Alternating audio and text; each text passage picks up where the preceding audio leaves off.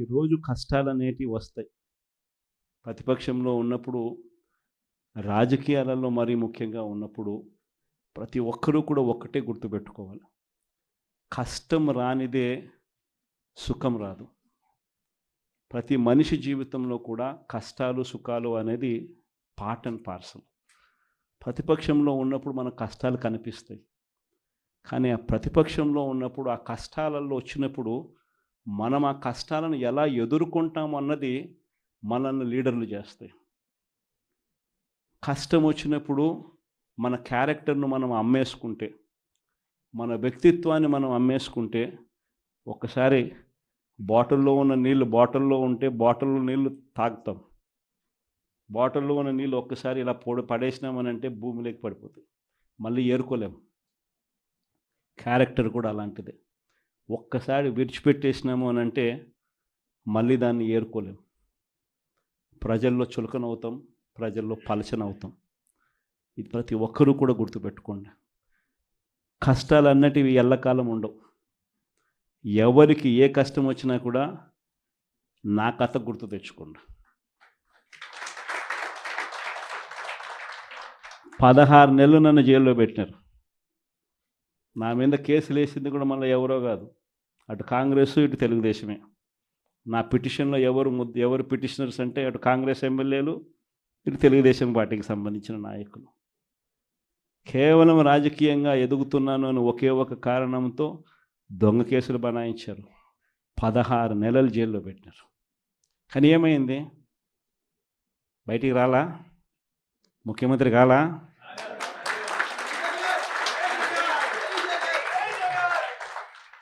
ప్రతి ఒక్కరు ఇది గుర్తుపెట్టుకోండి. ఎవరికైనా ఇంతే. మహా చేస్తే వీళ్ళు ఏం చేయగలుగుతారు? దొంగ కేసులు పెడతారు, కాదండంలా బెదిరిస్తారు, కాదండంలా మహా అయితే 3 నెలలు లోపల వేస్తారు. అది కాదండంలా. కానీ ఏం చేస్తారు? 3 నెలల తర్వాత మళ్ళా వస్తాం, రెట్టించిన ఉత్సాహంతో మళ్ళా పనిచేస్తాం. ఎవరెవరైతే మిమ్మల్ని జైల్లో పెట్టే కార్యక్రమం ఎవరెవరైతే చేస్తారో, మంచి చేసిన వాళ్ళని గుర్తుపెట్టుకోండి, చెడు చేసిన వాడిని గుర్తుపెట్టుకోండి.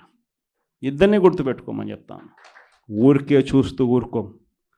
వైఎస్ఆర్ కాంగ్రెస్ పార్టీ బ్రతుకుతుంది. వైఎస్ఆర్ కాంగ్రెస్ పార్టీ ఈ రాష్ట్రాన్ని ఏలుతుంది అని కూడా ఈ సందర్భంగా చెప్తాను. మరో 30 సంవత్సరాలు ఏళ్తామని కూడా ఈ సందర్భంగా కూడా మరి గట్టిగా కూడా చెప్తాను. కాబట్టి ఎవ్వరూ కూడా వైఎస్ఆర్ కాంగ్రెస్ పార్టీకి సంబంధించిన ఏ కార్యకర్త వెంటికి కూడా పీకలేడు అని చెప్పి కూడా ఈ సందర్భంగా చెప్తాను. ఇది ప్రతి ఒక్కరూ గుర్తుపెట్టుకోండి.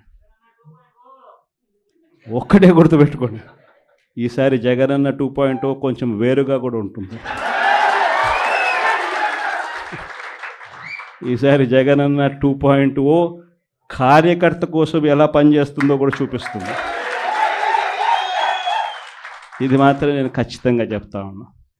ఎందుకనంటే జగనన్న 1.0లో బహుశా కార్యకర్తలకు నేను అంత గొప్పగా బహుశా చేయలేకపోయి ఉండొచ్చేమో. ప్రతి పథకము, ప్రతి విషయంలోనూ కూడా మొట్టమొదటిగా ప్రజలే గుర్తుకొచ్చారు. ప్రజలకు మంచి చేయడం కోసమే నా టైం కేటాయించా, నా తాపత్రయపడ్డా, ప్రతి విషయంలోనూ దానికోసమే అడుగులు వేశా. కానీ జగనన్న 2.0కి వచ్చేసరికి మాత్రం చంద్రబాబు నాయుడు కార్యకర్తలకు పెడతా ఉన్న ఇబ్బందులు చూసా, కార్యకర్తలు పడతా ఉన్న అవస్థలు చూసా, కార్యకర్తలు పడతా ఉన్న బాధను గమనించా. వీళ్ళ కోసం గట్టిగా మీ జగనన్న ఉంటాడని సందర్భంగా గట్టిగా చెప్తాను. విజయవాడ లాంటి కార్పొరేషన్లో కూడా 49 స్థానాలు మనం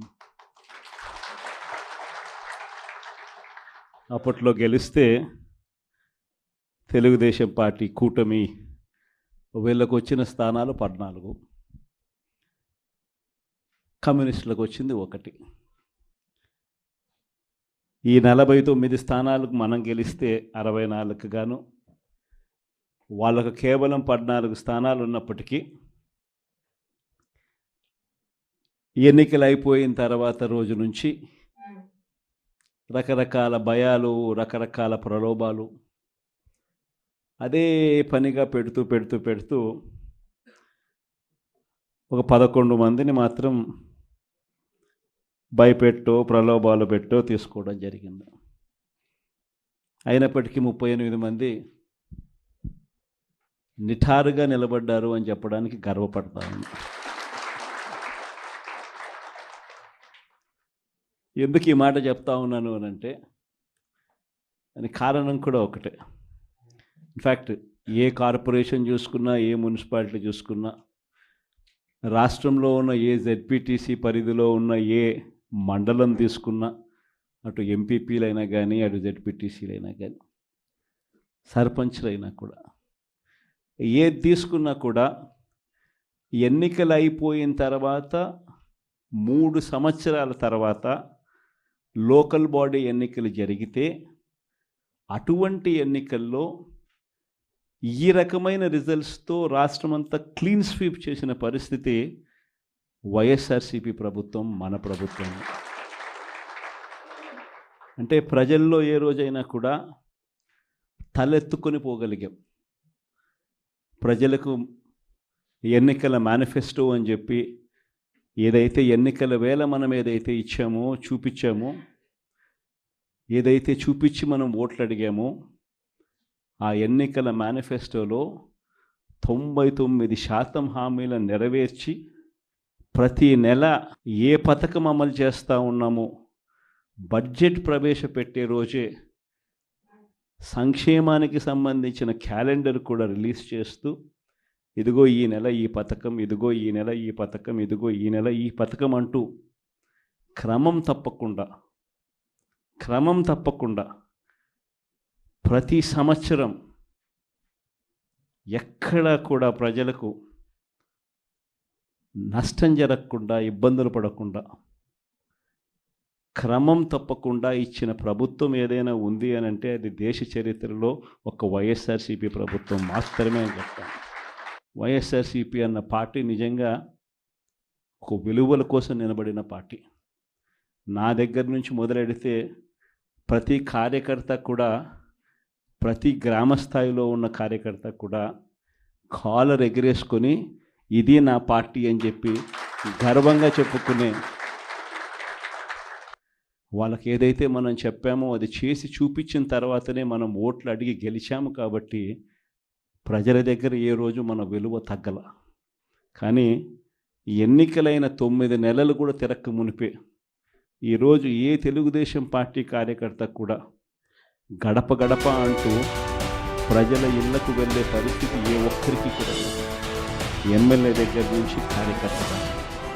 కారణం ఏ గడపకు వెళ్ళినా కూడా వీళ్ళు ఎన్నికలకు ముందు ఇచ్చిన వీళ్ళ మేనిఫెస్టో సూపర్ 6లు, సూపర్ 7లు ప్రజలు వీళ్ళకి ఇలా చూపించి ఆ ఇంట్లో నుంచి ఒక చిన్న పిల్లాడు బయటకు వస్తాడు, నా 15,000 ఏమైంది అని అడుగుతాడు.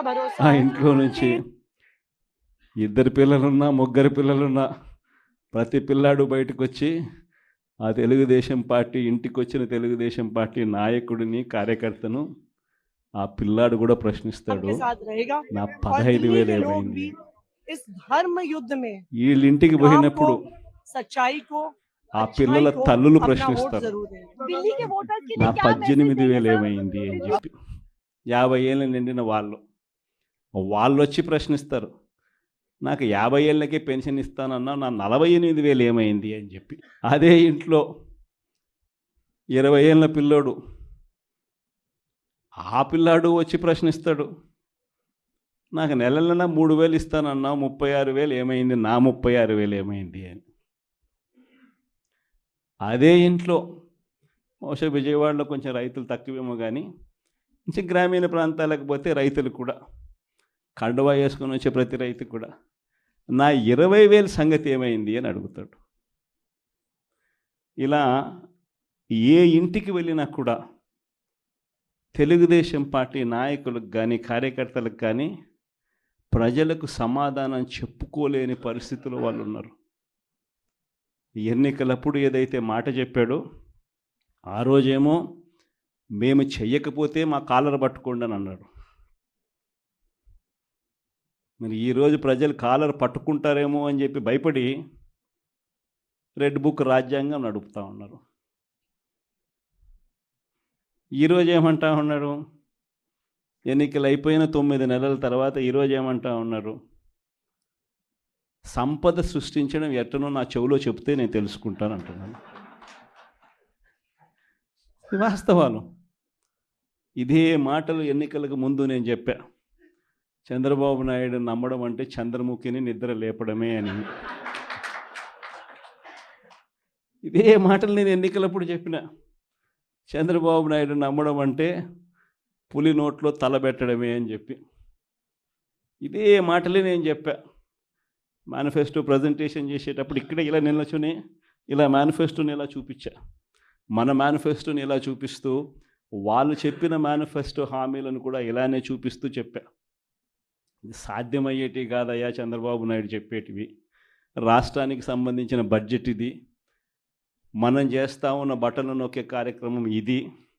దీనికే ఇంత డబ్బు ఖర్చు అవుతుంది. మరి చంద్రబాబు నాయుడు ఏమో 1,72,000 కోట్లు సంవత్సరానికి అయ్యే ప్రతిపాదనలు ఆయన చెప్తా ఉన్నాడు. సూపర్ 6లు మోసము, సూపర్ 7లు మోసము అని చెప్పి చెబుతూ మనమేం చేయగలుగుతాము అన్నది కూడా ప్రజలకు అర్థమయ్యేట్టుగా కూడా మేనిఫెస్టో సందర్భంగా కూడా చెప్పడం జరిగింది.